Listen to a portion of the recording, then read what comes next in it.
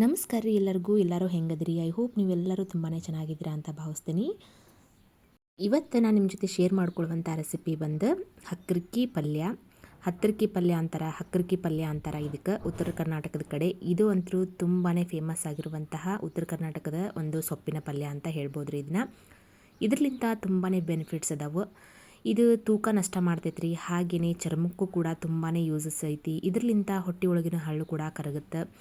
ಇದು ತುಂಬ ನ್ಯಾಚುರಲ್ ಆಗಿರುವಂಥದ್ದು ಸೊಪ್ಪು. ಇದರ ಬೆನಿಫಿಟ್ಸ್ ಕೇಳಿದ್ರಿ ಅಂತಂತಂದ್ರೆ ಭಾಳ ಚಲೋ ಐತಿ. ಇದು ರಕ್ತ ಕೂಡ ಶುದ್ಧೀಕರಣ ಮಾಡ್ತೈತೆ ನೋಡ್ರಿ. ಇದು ಉತ್ತರ ಕರ್ನಾಟಕದ ಭಾಗಗಳಲ್ಲಿ ಮಾತ್ರ ಸಿಗ್ತೈತ್ರಿ. ಇದು ಬೇರೆ ಎಲ್ಲೂ ಸಿಗಂಗಿಲ್ಲ. ಬೆಂಗಳೂರು ಕಡೆ ಅಂತೂ ಇದು ಸಿಗಂಗಿಲ್ಲ ಅಂತಂತ ಅನಿಸುತ್ತೆ. ಸಿಕ್ಕರೆ ಮಾತ್ರ ಈ ಒಂದು ಸೊಪ್ಪಿನ ಪಲ್ಯನ ಬಿಡಕ್ಕೆ ಹೋಗಬೇಡ್ರಿ. ಅಷ್ಟೊಂದು ಟೇಸ್ಟಿಯಾಗಿರುವಂತಹ ಪಲ್ಯ. ಇದನ್ನು ರೊಟ್ಟಿ ಜೊತೆಗೆ ಮಾತ್ರ ಟೇಸ್ಟ್ ಆಗುತ್ತೆ. ಇದನ್ನು ನೀವು ಈ ರೀತಿ ಪಚಡಿ ಮಾಡ್ಕೊಂಡಾದರೂ ತಿನ್ಬೋದು, ಅಥವಾ ಇದನ್ನು ಎಣ್ಣೆ ಒಳಗೆ ತಾಳಿಸಿ ಆದರೂ ತಿನ್ಬೋದು. ಇದನ್ನು ಈ ರೀತಿ ಪಚಡಿ ಥರ ಮಾಡಿಕೊಂಡು ತಿಂದ್ರೇ ಟೇಸ್ಟ್ ಆಗಿರ್ತೈತಿ. ರೊಟ್ಟಿಗೆ ಸೈಡ್ ಡಿಶ್ ಆಗಿ ರೊಟ್ಟಿಗಾಗಿರ್ಬೋದು, ಚಪಾತಿಗಂತೂ ಇದು ಚಲೋ ಆಗಂಗಿಲ್ಲ ರೀ. ಆಲ್ಮೋಸ್ಟ್ ಇದನ್ನು ರೊಟ್ಟಿ ಜೊತೆಗೇ ನಾವು ಹಚ್ಕೊಂಡು ತಿನ್ನಬೇಕಾಗುತ್ತೆ. ಇದು ತೂಕ ನಷ್ಟ ಕೂಡ ಮಾಡ್ತೈತೆ ನೋಡ್ರಿ. ಕೊಲೆಸ್ಟ್ರಾಲ್ ಕೂಡ ಕಡಿಮೆ ಮಾಡ್ತೈತಿ. ಹಾಗೆಯೇ ಇದನ್ನು ಯಾರಾದರೂ ವೆಯ್ಟ್ ಲಾಸ್ ಮಾಡಬೇಕು ಅನ್ನೋರು ಈ ಸೊಪ್ಪಿನ ಪಲ್ಯನ ತಿನ್ಬೋದು. ನೀವು ಆರಾಮಾಗಿ ಈಸಿಯಾಗಿ ತಿನ್ಬೋದು. ಎಷ್ಟು ಟೇಸ್ಟ್ ಕೂಡ ಹಾಗೆ ಇರ್ತೈತೆ ರೀ. ಇದ್ರ ಜೊತೆಗೆ ನಾನು ಈಗ ಹೆಚ್ಚಿ ತೋರ್ಸಾಕತ್ತೀನಿ ರೀ. ಇದನ್ನು ಒಂದು 2-3 ಸತಿ ತೊಳೆದು ಹೆಚ್ಚಿಟ್ಕೊಂಡೇವ್ರಿ. ನಾವು ಹೆಚ್ಚಾಕತ್ತೀವಿ ನೋಡ್ರಿ. ಈಗ ಇದನ್ನ ಎಷ್ಟು ಸಣ್ಣದಾಕೈತೆ ನೋಡ್ರಿ, ಅಷ್ಟು ಸಣ್ಣದಾಗಿ ಹೆಚ್ಕೋಬೇಕ್ರಿ. ಇಷ್ಟು ಹೆಚ್ಕೊಂಡಿದ್ದಾದ ನಂತರ ಇದಕ್ಕೆ ಬೇರೆ ಏನು ಇಂಗ್ರೀಡಿಯೆಂಟ್ಸ್ ಅಂತಂದ್ರೆ, ಒಂದು ಹಸಿ ಈರುಳ್ಳಿನ ನಾವು ಹೆಚ್ಕೋಬೇಕಾಗತ್ತೆ ರೀ. ಇವಾಗ ಒಂದು ಪ್ಲೇಟ್ ತೊಗೊಂಡಿದ್ನಲ್ರಿ, ಅದ್ರ ಪ್ಲೇಟಿನ ತುಂಬ ಈ ಹಕ್ಕರಕ್ಕಿ ಪಲ್ಯ ಇತ್ತು. ಇದಕ್ಕೆ ನಾನು ಒಂದು ಈರುಳ್ಳಿನ ಹೆಚ್ಕೊಳಕತ್ತೀನಿ ರೀ.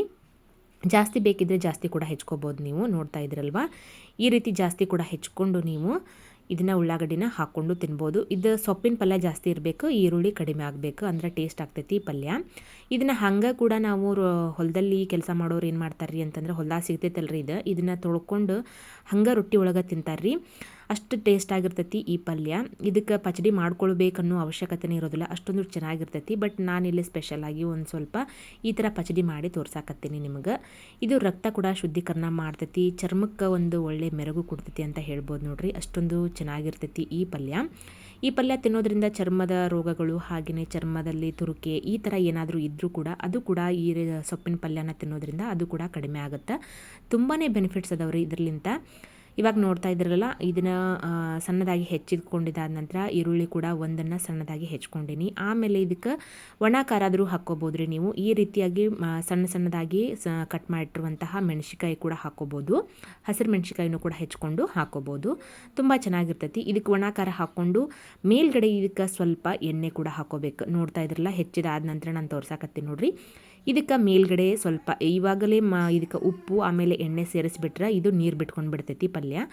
ಆಮೇಲೆ ಈರುಳ್ಳಿ ಕೂಡ ಉಪ್ಪು ಹಾಕಿದ್ವಿ ಅಂದ್ರೆ ನೀರು ಬಿಟ್ಕೋತೈತಿ. ಅದಕ್ಕೋಸ್ಕರ ನಾನು ಏನು ಮಾಡ್ತೀನಿ ರೀ ಅಂದ್ರೆ, ಇದನ್ನು ಬಿಸಿ ಬಿಸಿ ರೊಟ್ಟಿ ಆಗಿರ್ಬೋದು ಅಥವಾ ಖಡಕ್ ರೊಟ್ಟಿ ಆಗಿರ್ಬೋದು, ಯಾವುದಕ್ಕಾದರೂ ಸೂಪರ್ ಆಗಿರುವಂತಹ ಕಾಂಬಿನೇಷನ್ ಇದು ಸೊಪ್ಪಿನ ಪಲ್ಯ. ಇದನ್ನು ನಾನೇನು ಮಾಡ್ತೀನಿ ರೀ ಅಂದ್ರೆ, ರೊಟ್ಟಿ ಒಳಗೆ ಹಚ್ತೇನೆ ನೋಡ್ರಿ. ಇವಾಗ ಖಡಕ್ ರೊಟ್ಟಿ ಒಳಗೆ ಹಚ್ಕೊಂಡು ಇದನ್ನು ನಾನು ಮೇಲ್ಗಡೆ ಸ್ವಲ್ಪ ಎಣ್ಣೆ ಹಾಗೆ ರುಚಿಗೆ ತಕ್ಕಷ್ಟು ಉಪ್ಪನ್ನು ಕೂಡ ಹಾಕ್ಕೋತೇನೆ ನೋಡ್ರಿ. ಹಾಕ್ಕೊಂಡು ಇದನ್ನು ರೊಟ್ಟಿ ಜೊತೆಗೆ ತಿಂತಾಯಿದ್ರೆ ಮಸ್ತ್ ಆಗಿರುವಂತಹ ಈ ಒಂದು ಪಚಡಿ ರೆಡಿ ಆಗುತ್ತೆ ನೋಡ್ರಿ.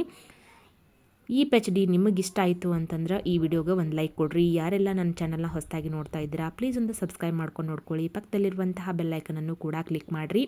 ಮತ್ತೊಂದು ಹೊಸ ರೆಸಿಪಿಯೊಂದಿಗೆ ನಾನೇ ಭೇಟಿ ಹಾಕ್ತೀನಿ. ಅಲ್ಲಿವರೆಗೂ ಎಲ್ಲರಿಗೂ ನಮಸ್ಕಾರ ರೀ. ನನ್ನ ವಿಡಿಯೋ ನೋಡಿದಂಥ ನಿಮ್ಮೆಲ್ಲರಿಗೂ ಧನ್ಯವಾದಗಳು. Thank you for watching.